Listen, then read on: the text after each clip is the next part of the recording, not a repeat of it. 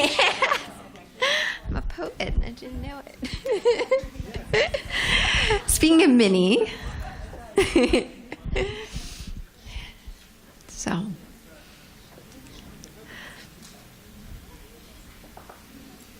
I should have been a teacher. Yeah.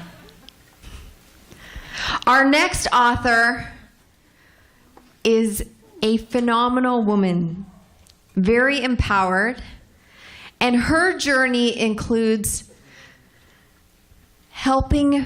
healing through her own journey, and now through helping other people in what she does. Minni Sharma is a registered psychotherapist, divorce and relationship specialist. She's been of service to her local community for over 20 years, including working at a women's shelter, rape crisis center, high schools, and hospitals.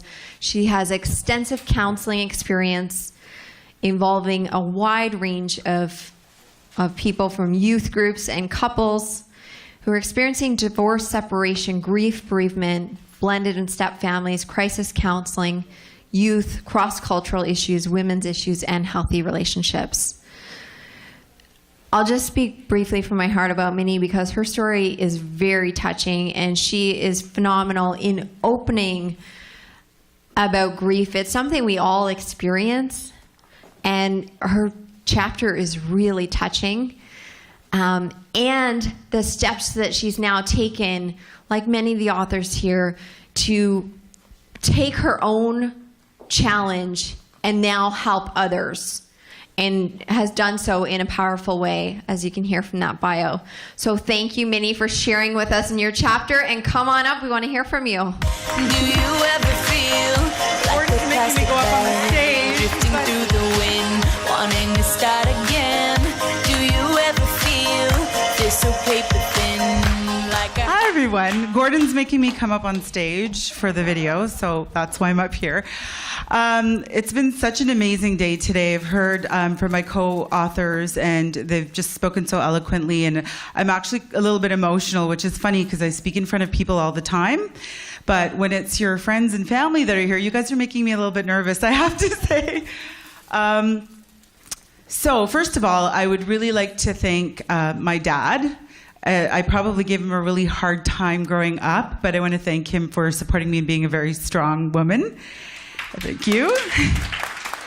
And of course, my mom, who's no longer here with us, and you read about that in my chapter. And I want to thank my wonderful family and friends that are here today. I'm so, so grateful for you all. I can't say enough about that. But most of all, I want to thank my children. I'm going to try not to cry.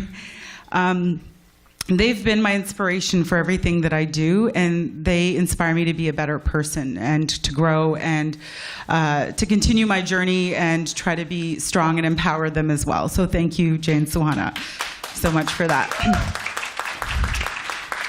So my story is, I start off my chapter saying that my story is not unusual. I talk about death and I talk about divorce. That's what it's called, death and divorce, healing by helping. And unfortunately, all of us will at some point experience the death of a loved one. And unfortunately, almost 50% of us will experience a divorce. So the difference with my story, even though it's unusual, is that it's unique in the sense that the death of my mother was, I would say, quite tragic, in my opinion. And my divorce was long and stressful, highly conflictual and tumultuous, which leads me to the work that I do today. So in 1999, I was pregnant with my son, and my mother was hit by a 91-year-old driver and succumbed to her injuries. So I talk about my journey being pregnant, having a baby, and having to deal with the loss of my mom at the same time, and how confusing it is to deal with, or just kind of wrap your head around the loss of someone you love so much, and then having someone that you love with all your heart come into your life. It was really confusing. We call that complicated grief. And then I kind of fast forward a few years and I talk about my divorce and how unfortunate it was having to go to court over and over again. Not that I wanted to, but dealing with someone who there were some power and control issues. So having to get through that, and I was, when I was going through my divorce, I was a stay-at-home mom for 10 years. I didn't have any paying job. Thank goodness I'd gone to school to do my psychotherapy training in that time. But my journey really started with adversity, like all of us here, where I didn't have a job. Our joint bank account was cut off. I really had no funds at all. I had 2 beautiful children, and I had to essentially start from scratch. So I had to find a job. I had to find a home. I had to really learn a lot about myself. I went straight from my parents' home to getting married, never really did anything that was independent. And boy, is the universe ever making me do that now, whether I like it or not. So I've had to learn to really make decisions on my own and become an independent woman that I never thought I would have to be. But at the same time, I'm so grateful for. It's been such an amazing journey. And at the beginning of my chapter, at the end of my chapter, I say something like, I'm really grateful for the fact that I not only came out okay, but I came out better. And I'm going to stick with that. I think I like that. And no matter what adversities do come into my life in the future, I'm going to try to keep with that no matter what, I'm not only just going to be okay, I'm going to be better. And I encourage all of you to incorporate that into your lives as well, because unfortunately adversity, we're all going to go through it whether we like it or not. It just depends on what that looks like for each of us. What really helped me, and I write about this in my chapter, is giving back to my community. So I was really, really grateful for the fact that I'd volunteered in my community at local hospices. I volunteered at rape crisis centers. So that by the time when I was forced to kind of look for a paying job, I had some experience, I had some community connections, and I'm really grateful for that.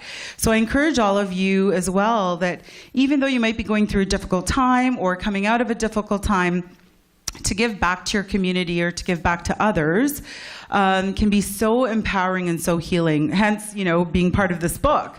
And a lot of this stuff was very private. It's basically, like all of our authors, our lives are on print and we leave a legacy now forever. And part of it was dealing with the shame of kind of what I went through. But then I thought, you know what? There are other people going through this out there. So if it even helps one person, then I know that I've accomplished, something. So now as a psychotherapist, a lot of the work that I do, and it makes me really passionate about it because it's great to know the theory and to study the theory, but it's a very different thing to have lived experience.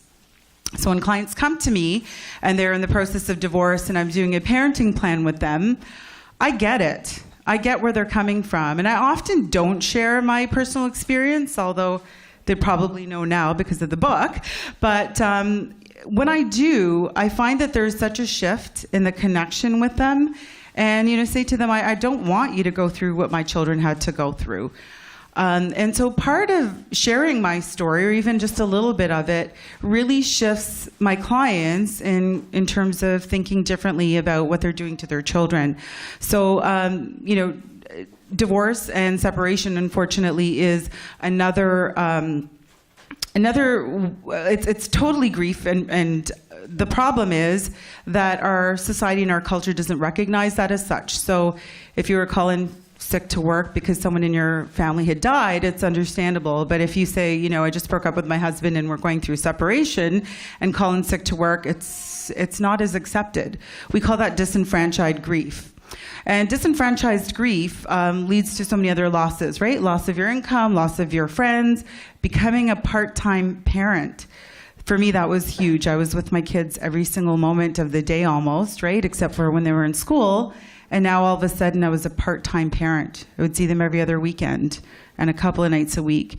So I'm hoping that this journey and the chapter that I've written in this book helps others that are kind of starting the process of divorce or through the process of divorce, and to let them know that there is hope, there is a light at the end of the tunnel, things do get better, and your kids can grow up being resilient and wonderful. I don't know, they're teenagers, so we don't know yet 100%, but I'm hoping I'm going to put that out there, right? That they're not only going to be okay, but they're going to be better. So thank you so much, everybody, for coming, my family, my friends, all the co-authors that have been amazing. So happy that I've got to meet a lot of you today. Of course, Gordon and Randy and Jenny, thank you so much for putting in so much work into this project. So I'm really excited to see what happens next in my journey in life, and I'm going to be better, not just okay. Thank you.